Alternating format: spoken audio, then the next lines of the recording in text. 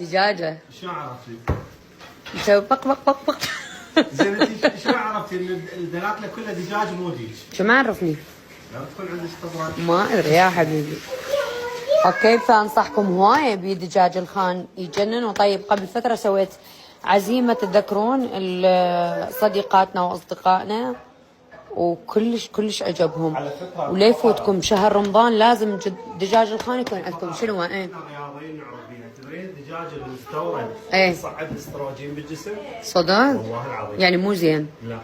ما دام يصعد الاستروجين بالجسم يعني مضروب هرمون. اوكي. فدائما المتدربين يقول له خذ لك دجاج ذبح دجاج وطني. وطني، مو مستورد. لان المستورد به هرمون. مستورد ابد مو زين. فيعني هو كل شيء اورجانيك ترى زين، كل شيء بالحياه اورجانيك هو يبقى زين. وهاي الوالده تموت عليه هذا الدجاج.